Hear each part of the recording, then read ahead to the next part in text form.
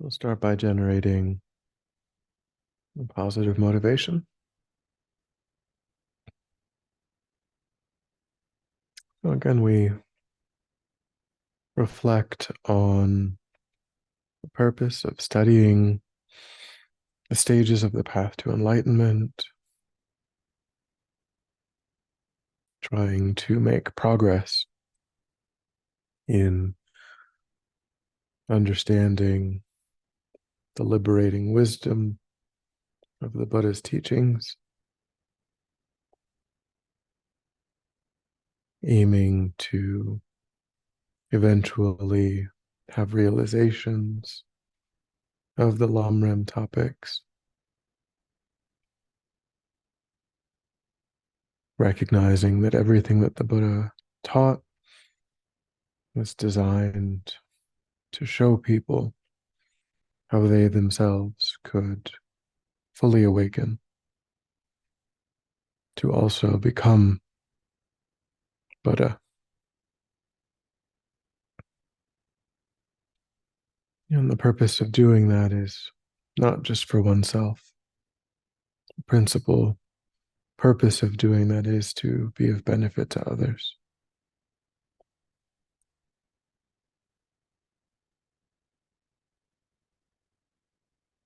We generate those minds that take refuge in the Buddha and his teachings and the community of practitioners who have realized his teachings, and generate the mind of confidence in the teachings themselves and the aspiration to put the teachings into practice to be of perfect, limitless benefit to sentient beings.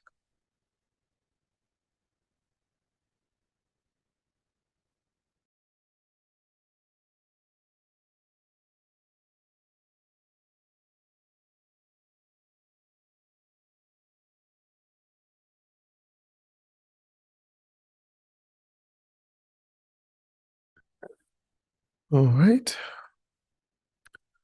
So, as promised, we begin the Great Scope, and that which will be the remainder of the course, days 283 to day 365. The next section going until day 339, so a fairly long section, is on bodhicitta, and it begins.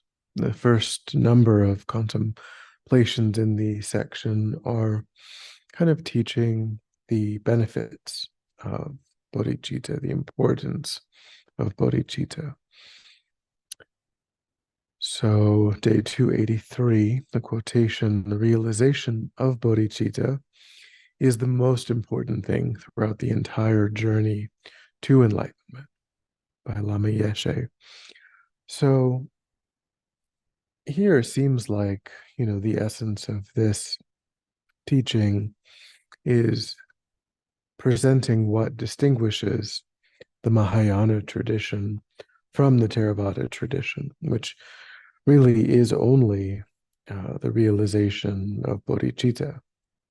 All of the other contemplations are essentially the same. There's debate about there's um, a technical point you could say about the way that meditators approach the teaching on emptiness. Ultimately, though, the realization of emptiness has the same power to liberate, oneself. It has the power to liberate oneself, even in the Theravadan tradition. So it isn't that they don't, realize emptiness. They do realize emptiness. They approach it, but we'll, when we get to that section, we'll look at that, and maybe depending on how it's presented. But really, what is truly unique about the Mahayana tradition is the motivation of bodhicitta. And without the motivation of bodhicitta, it is not possible to um, accomplish full enlightenment. You have to bring that into the spiritual path in order to accomplish that particular goal. Certainly, you can, as is done in the Theravada tradition, you can become an arhat without bodhicitta motivation. But if you aspire to full enlightenment, then you can't eliminate the realization of bodhicitta from your overall training.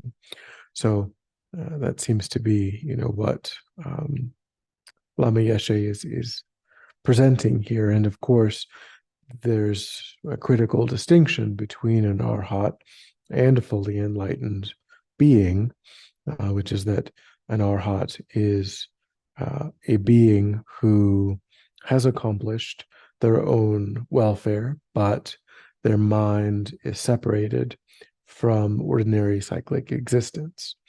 It is something, their mind abides in the state of absorption on emptiness. And so they experience that kind of being experiences no suffering.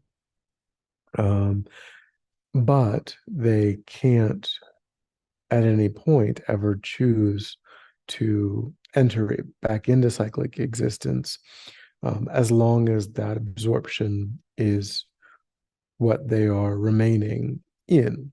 As we've said, there is a teaching that suggests, a Mahayana teaching that suggests that enlightened beings can appear to these nirvanic beings and help them to see that there is some further training available, that they still can progress to enlightenment. However, it's also taught that there are obstacles that are created by going through the Theravadan path first. That it not only does it take longer in the sense that that mind, when it accomplishes individual liberation, would be absorbed in that state for a very long period of time, but then also there's a habituation in the mind through that training, because that training was focused on individual liberation, was just focused on achieving a particular result for oneself alone. And that deep habituation poses kind of further hindrances to moving beyond that, even when they are sort of exhorted by fully enlightened beings to engage and continue in further training.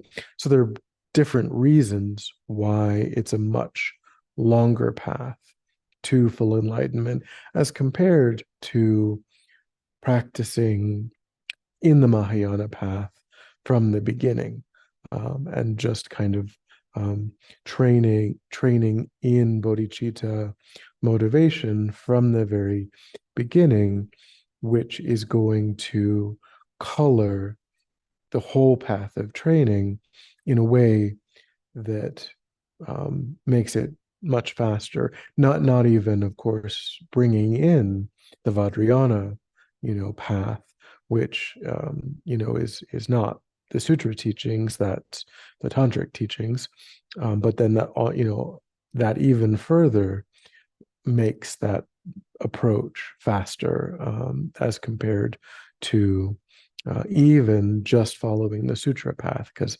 essentially what they say is that you have to eventually enter.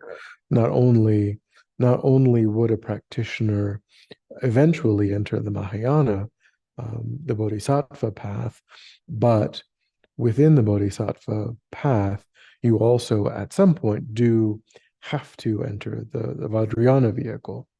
So, um, you know, there's even a further, which of course no one is suggesting that a person should do that before they feel ready, before they are, and so that's a very, very personal thing that a person should investigate, with, a teacher and go slowly. The tantric vows are, serious.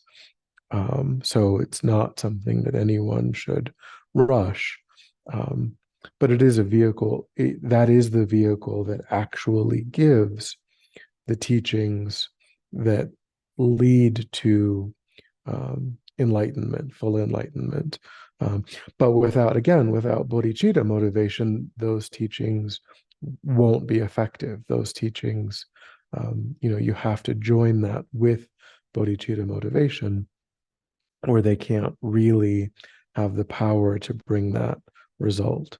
So it all comes down, it's all kind of reducible to bodhicitta in terms of the goal of full enlightenment, which is presented in the Mahayana tradition.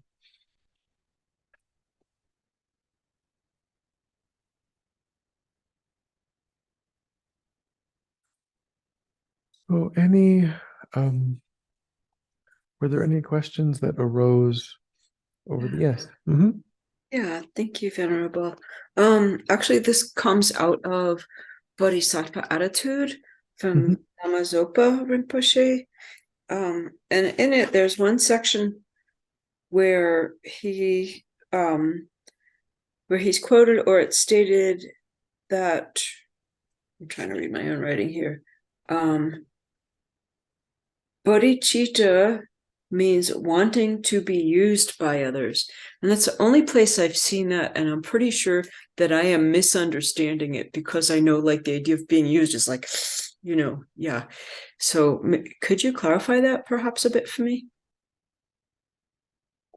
So certainly within the great scope, where you also find the mind training teachings, the Lojong tradition, where all of this wisdom, particularly about abandoning self-cherishing and engaging in cherishing others, there's a profound reorientation, that's happening there, where um, one's life. And so, of course, we do have to understand that we are talking about the great scope, so it's, of course, and it is wonderful and sensible to engage in meditations on the great scope. There's different approaches to practicing the Lamrim in general.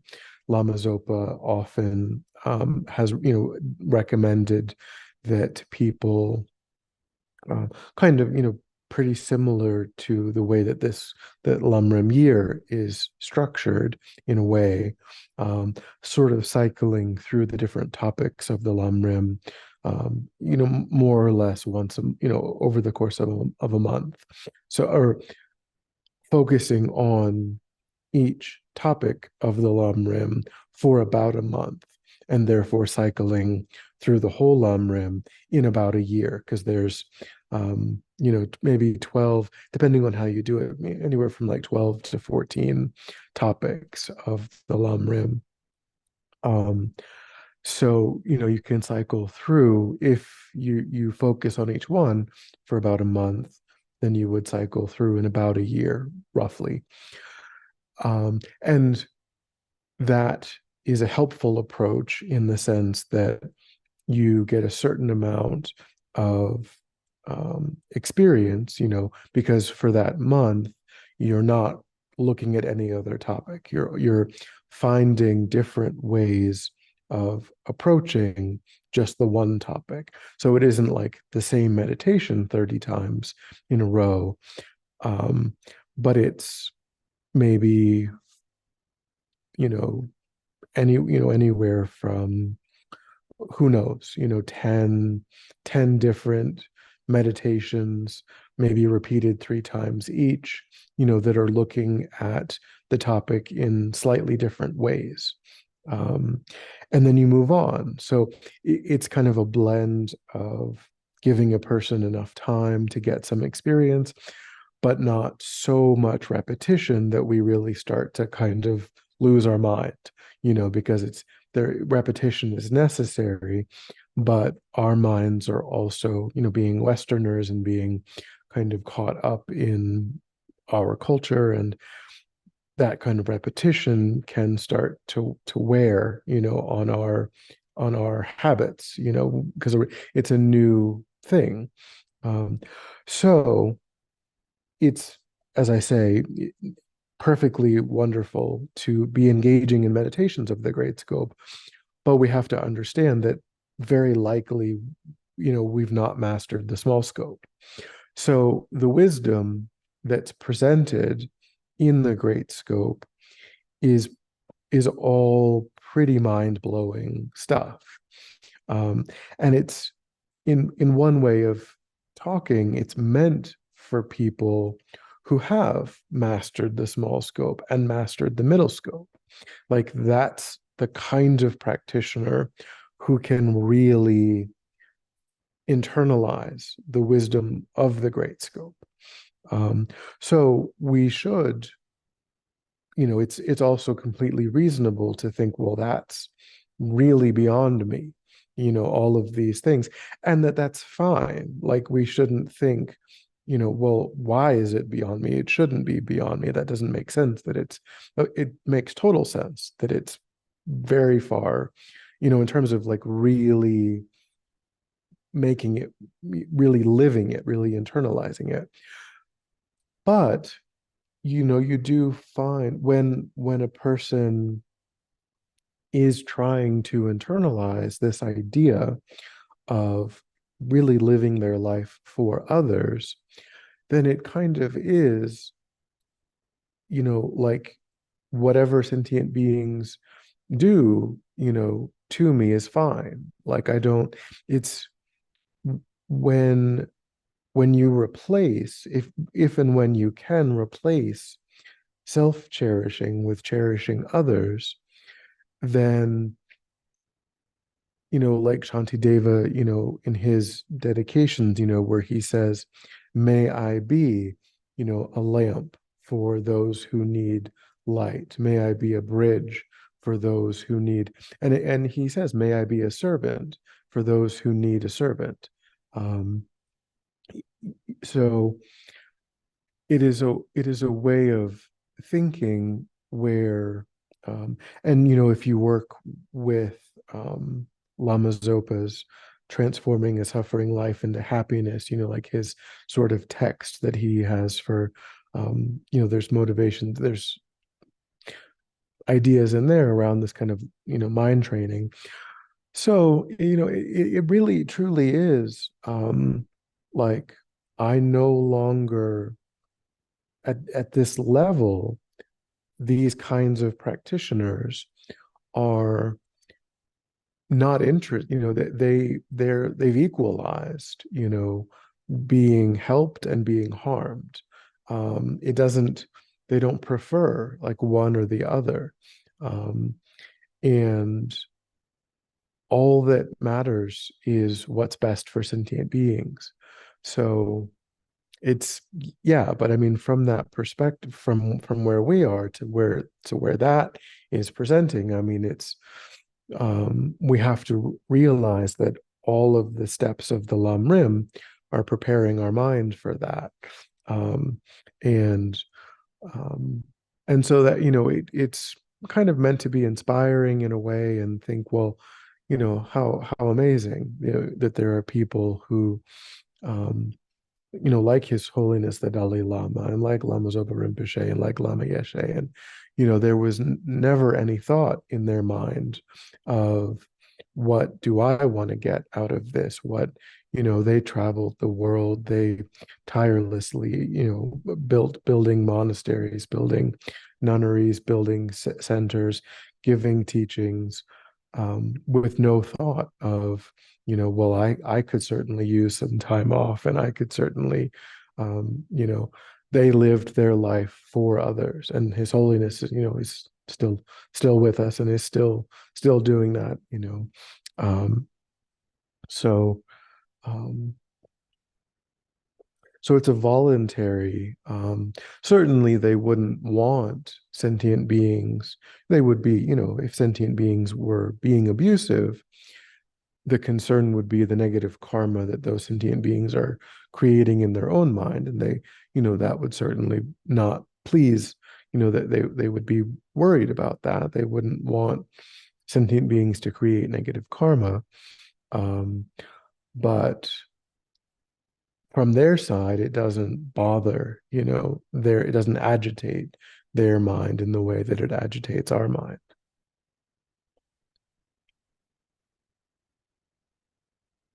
Thank you. So I had one other question I wrote before class, and I'm not going to spend the whole class asking questions. I don't want to be inconsiderate. But so I stepped in the middle with you because I was like, I want to start learning this. And I've also picked up, so I'm reading ahead in Lamrim Year, and I picked up Practicing the Path. And my question was, I'm just going from the beginning with that, even though I'm not syncing it with Lamrim Year. And I'm guessing, I think that's okay. I'm kind of asking you, do you think that's okay, or should I sync that with Lamrim Year so I'm on the same topic, and then I end up in the small scope when we complete the year and I start again? Yeah. So I mean, so they're both really sort of, I mean, they're slightly different because, practicing the path is giving more detail, about these topics. It's more fleshed out in a way, whereas this is kind of a meditation. This is kind of just giving short contemplations. They're both, in a way, commentaries on the Lamrim Chenmo. Um, so I would say, um, if I don't think it, because we've got about 3 months, left of this class. So, and of course you're wanting to, to do that. So I would say that it's fine, to be doing kind of the small scope and the great scope at the same time. Um, and then, maybe after the class is over, then um, you know, one idea would be, as I say, once, to focus on one topic per month, after that would be, or, and again, but even that's really individual, because, it kind of depends on how much repetition a person, can handle before it really starts to feel like a drag, because we don't, you don't want that. Some people might prefer to switch every 2 weeks, um you know because then it stays more fresh, but Thank you. Appreciate that. okay. So in day 284, Lama Yeshe is kind of now giving us sort of a definition of bodhicitta. He's defining it as, bodhi, as the word open in English, and chitta meaning heart in English. So he's, defining it as open heart. You'll find also, awakening mind. So in Tibetan, mind and heart are not two different concepts. They're kind of, in the Western, and that was even true kind of in Western culture in ancient times. They didn't have such a strong bifurcation. of the idea of the seat of the intellect, and then the seat of kind of emotion. And those were not totally divorced. But then, we had sort of the movement of rationality and the movement of empiricism. And we've then sort of culturally divided those two. But they're not, it's all the mind. It really, the mind is objectively both things. It is the seat of rationality and intelligence and wisdom, and it is also the seat of emotion, and imagination, and so in Tibetan they have heart and mind as one thing, but in many translations of bodhicitta, you'll find awakening heart, or I'm sorry, awakening mind or the mind of awakening. So, which is also a bit different than open, but opening could mean, this idea of opening isn't necessarily different than the idea of awakening. You're opening to your potential, you are awakening to your potential. Um, so, but it's just the most common thing that you'll come across probably is the mind of awakening. Um,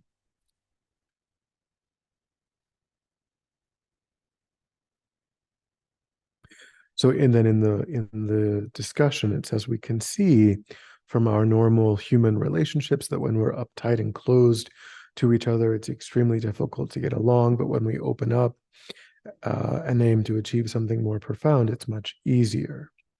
Um, he says, if I'm in a relationship with you only for chocolate and I don't get my chocolate, I'm going to be upset. From the Buddhist point of view, human beings are much more profound than that. We can achieve tremendous things.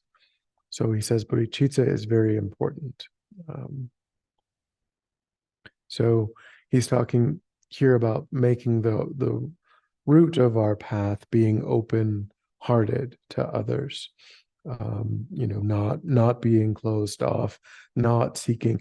And this goes back to the fact that we are encouraged to make bodhicitta our motivation, even from day one, even from the very beginning, even, of course, before we have, far, far before we've realized bodhicitta from a meditative, standpoint. So it's at that level, it's just kind of our understanding on a purely intellectual level that if a person achieves enlightenment, then that person becomes a Buddha, becomes enlightened, and enlightened beings, Buddhas, have the capacity to use that state to re-enter cyclic existence for the benefit of the ordinary sentient beings who are there not by choice, but are there because of the ripening of karma, that are there under a karmically established, karmically driven process. And so which is why this first section is kind of talking about all of the benefits of bodhicitta, because for us, enlightenment is, the reason that we would orient ourselves toward it is because of these benefits, is because it has unique aspects to it as compared to the path of individual liberation. And so we need, if we are going to orient ourselves toward that, then it would be because of all of these benefits, all of the specific and unique advantages of full enlightenment. So, even as we're meditating on the small scope, we are trying to at least kind of say the words of, bodhicitta, at least in some way feel that it's connected to, it will lead us to being able to realize bodhicitta, and ultimately, therefore, lead us into full enlightenment. And we want full enlightenment because of all of these unique benefits of full enlightenment. And then, of course, he says, realizing bodhicitta is a process that requires continuous action and steady application rather than occasional sporadic effort. He says the mind of bodhicitta no longer sees any objects of hatred or neurotic desire anywhere in the world. And he says it takes time to achieve that kind of equilibrium with all living beings. So as we'll see, equanimity, which we may have said in various places, equanimity is the contemplation that immediately precedes bodhicitta,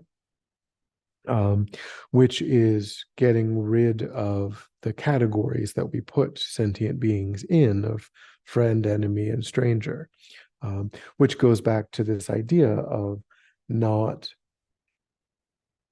caring whether we're benefited, not caring whether we are even harmed, only thinking of sentient beings as suffering sentient beings, and thinking that all suffering sentient beings deserve to be happy and to be free of suffering, regardless of whether they're using their life in a beneficial way, whether they're using it in a destructive way.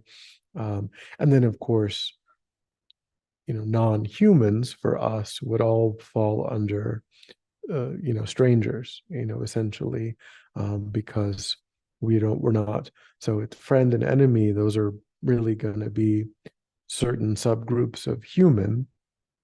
And then, but they're pretty small subgroups, even of human, because we have to meet them, we have to know them, we have to be interacting with them, and then we sort them into friend and enemy, depending on whether they're benefiting us, whether we feel like they're harming us, or they're annoying us, or they're frustrating us.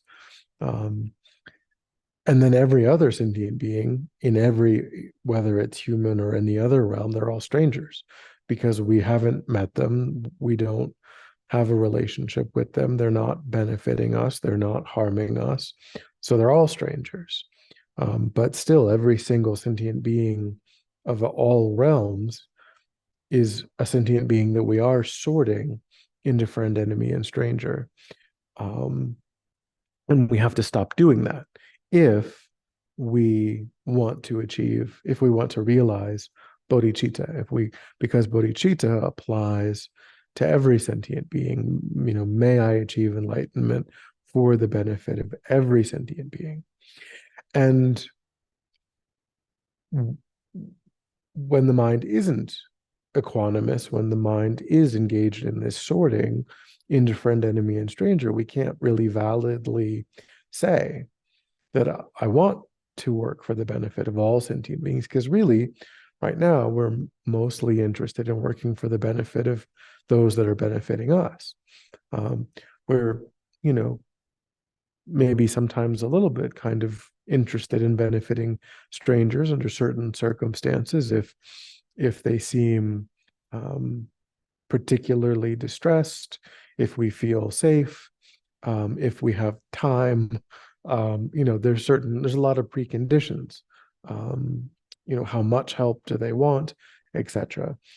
Certainly, extreme forms of help, and in many cases, there are studies, there's science that backs that up, where if people are in a rush, they are less likely to stop and help someone who's showing signs of distress. If they're late for a meeting, they're less likely. If they're not late for a meeting, they're more likely. And so, that's just kind of human nature, that we have limited bandwidth for. So again, this is getting at how kind of mind-blowing this is, because we see um, how taxing and how overwhelming it is to think about being open and wanting to benefit every sentient being without exception, meaning not just even all humans, but every sentient being, every animal, every hell being, every hungry ghost, every being in the upper desire realm, form realm, formless realm, and thinking that the real purpose of my life is to free all of those sentient beings from suffering and to place them in peerless happiness. Um, so, yeah, I mean, to be a bodhisattva, to really be someone who's internalized. Sattva means person, um, or a brave one or courageous one. Um, so, uh, so someone who has internalized that, um, is someone, but of course the only difference is that they've worked with the Lamrim. They have started just like we're starting. They've started with the small scope. They've started with guru devotion and precious human rebirth and death and impermanence and karma and refuge, and they mastered one by one. They got those Lamrim realizations, and then they just kept going. They kept getting more and more Lamrim realizations and deeper wisdom from engaging in the stages of the path to enlightenment. So they didn't skip any of them, and they applied themselves, and they got all of those results, and they became someone gradually who became suitable to have to have this particular Lamrim realization by having real renunciation, from the middle scope and so on. Um,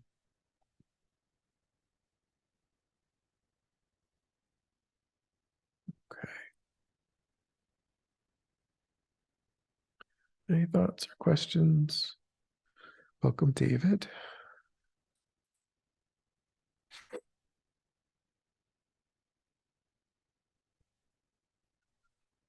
So day 285, Lama Zopa, those previous quotations were from Lama Yeshe, and so now Lama Zopa is saying that real happiness and satisfaction start when we begin to live our life for others. And then in the discussion, it says the thought of bodhicitta, as we've been saying, the thought of bodhicitta is unbelievable. It makes everything other than working for sentient beings boring and unsatisfying. Um, he says there's no real interest or enjoyment in life apart from this. So, then this goes back to this distinction that we've been looking at between, and here we could say a non-bodhisattva versus a bodhisattva. So a non-bodhisattva, they have this incredibly strong self-grasping and self-cherishing, like we all do. But a bodhisattva has abandoned self-cherishing and self-grasping to a high level. You can't say they've completely abandoned it until they have a direct non-conceptual realization of emptiness combined also with bodhicitta, and they've repeated that experience, and they, because there are still, imprints and so on.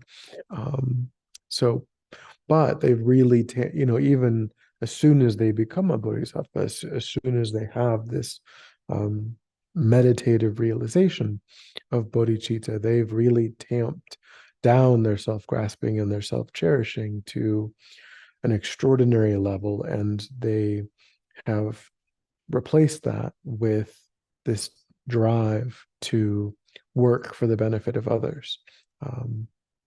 And so the ordinary perspective that we're all still grappling with the mind of really strong self-cherishing and self-grasping is, compared to that, is a very painful mind, always, the kind of hunger that we have for wanting to make everything work out, just for oneself.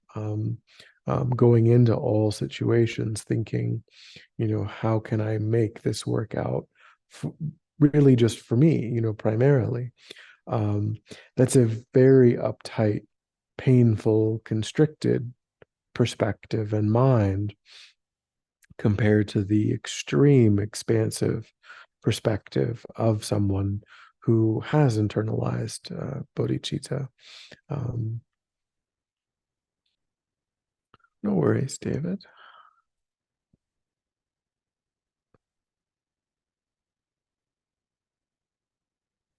So, but really we can also see this, we can work with this even though we're not, we haven't internalized bodhicitta, we're not still, we can see even just conventionally when we think about, the needs of others and we're focused on that. Certainly we've all had that kind of experience where um somebody was suffering, more, and we felt like, more than we were, and we became focused on that. And that, of course, we're concerned in that moment, but we're not thinking about our own problems. We're just thinking about, this other person and their issues, and we're kind of motivated to help them in some way. Um, and so, our heart is, um, kind of breaking for their suffering in a way, but that's quite different than the sort of panic that happens in the mind when things aren't going well for oneself, when things aren't going the way that we want, for oneself. That is a sharp kind of pain that's very, that's, and it feels kind of intolerable in a way that's different than being open-hearted to what's happening to those around us. Um, so, this is something that we can see even short of, we can see it with the people that we are close to. Of course, it's very different when it's directed at all sentient beings, and it's not with us, in the way that we can see it. It's still quite partial, it's when a family member or, a loved one, is going through something. But still, that does give us some entry, that gives us some facsimile of what is being talked about here. Um,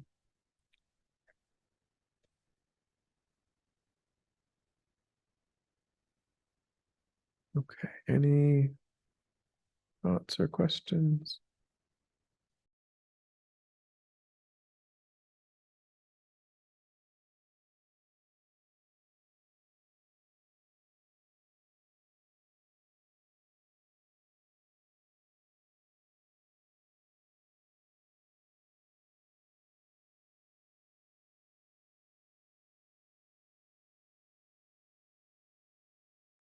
No, all right. So then in day 286, Lama Yeshe is saying, to become a Mahayana Buddhist, we must have the realization of bodhicitta. So again, this is pointing out that bodhicitta is a great scope motivation. And so there is a big difference between, um, aspiring to the Mahayana versus, because that's kind of what we would say. It was like, oh, I practice Mahayana Buddhism, or I'm a Mahayana Buddhist. I'm not, I'm not a Theravada Buddhist. I'm a Mahayana Buddhist. Um, but really, what Lama Yeshe is pointing out is that if we don't have, until we have bodhicitta, um, we're someone who aspires to the Mahayana. We're someone who, because Maha means great, and Yana means vehicle. So whether it's the great scope, or the great vehicle, it is bodhicitta, that is unique about that. And so we're not using the bodhisattva vehicle. We're not, as long as we are trying to master the small scope and then the middle scope, we're not, really taking advantage. We're not really practicing the bodhisattva vehicle. We're engaging in the practices that are held in common with practitioners of the small scope and practitioners of the middle scope. And we're familiarizing our mind with the contemplations on the great scope. But our attitude, isn't really truly one of bodhicitta. But of course, to whatever degree, however much, however often, however consistently, like we said before, getting to that, as was said before, requires consistency, requires effort. So, there's certainly nothing wrong with the fact that, because maybe when we recite, the refuge and bodhicitta prayer, we have some feeling in the mind. Um, and that's fantastic, that's great. And it's just also true that 10 minutes later, we're kind of looking for the ice cream, we're kind of yelling at the dog, and but if in that 30 seconds we can generate some feeling, that's wonderful. And it is that consistency, it is that repetition that's going to help prepare the mind to to make that progress.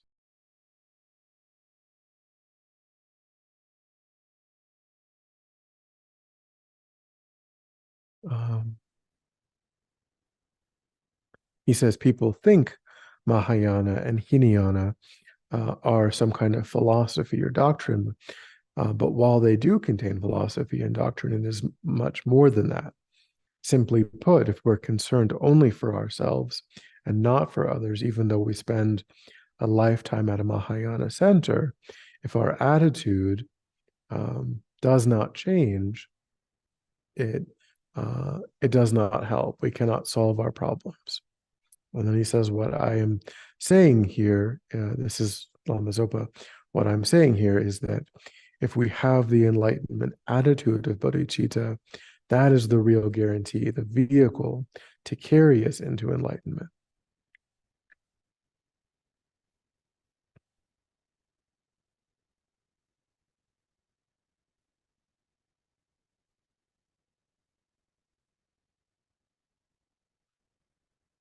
Okay, any thoughts or questions so far?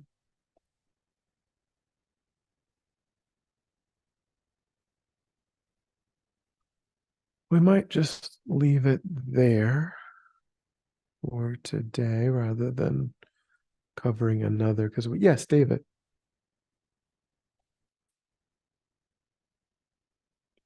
Sorry, I was just gonna ask, do you think that from your from your understanding, do you feel that the teachings on the eight worldly concerns is that more of like a small vehicle or like a small capacity sort of teaching or medium capacity teaching, or just like from your point of view, what would you say is that? I mean, it's kind of like I feel like it kind of without that, it's like nothing else really works. I think in a sense. So I was Mm-hmm. just wondering what you take most of that. So I mean, renunciation is something that spans kind of the small scope and the middle scope. The eight worldly concerns, though, I would say that a person would master those as they're mastering the small scope, because you're talking about, things like wealth and status and reputation and physical comfort um, and so those are all concerns that you would abandon without necessarily abandoning the view, without necessarily fully abandoning um, cyclic existence as a whole. You might, it's somewhere in between, it's certainly, it would, if a person does, to some degree really um, work well, with tamping down the eight worldly concerns to a high level, that would be someone who's essentially mastered, the small scope. Um, and then, but And then on the middle scope, we're expanding on renunciation, and we're extending it to um, all of samsara. So there are there are pleasures within samsara that go beyond the eight worldly concerns, like the bliss of the upper realms, the bliss that's experienced by the desire realm gods, the form realm, and the formless realm. Those are really beyond the more mundane issues of wealth and comfort, and those are kind of human things. Um, so it wouldn't be indicative, you have to go beyond the eight worldly concerns in order to master to get true renunciation that applies to samsara as a whole.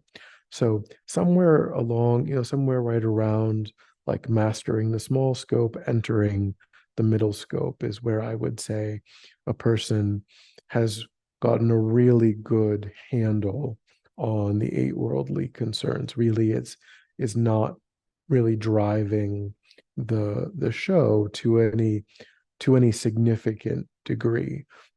Like I said before, I don't know, you know, that you could fully 100% abandon it, um, even on those levels, even a practitioner on who has real renunciation, um, maybe, can you, if a person has genuine, real renunciation and they've mastered, therefore, the middle scope, um, is it true that they would never have any thought of any of the eight worldly concerns?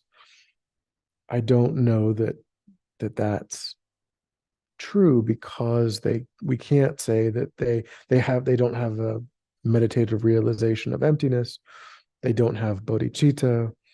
Um, and so would it still arise from time to time in some way? It seems like it necessarily, isn't something that they would be 100% fully and completely free of, even though it's not a major driver of their karma at that point.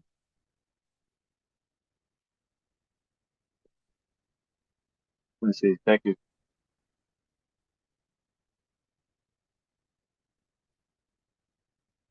Any other thoughts or questions?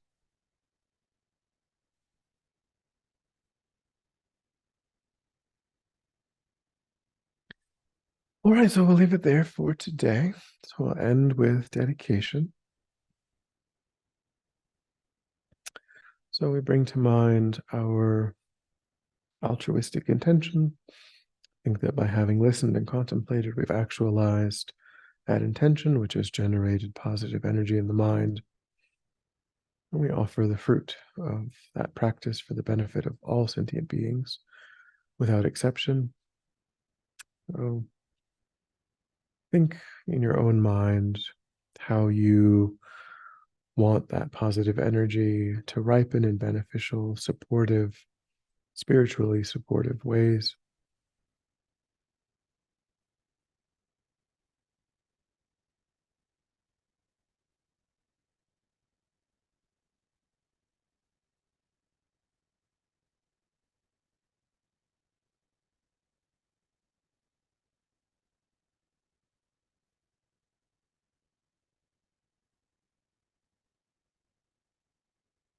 Right.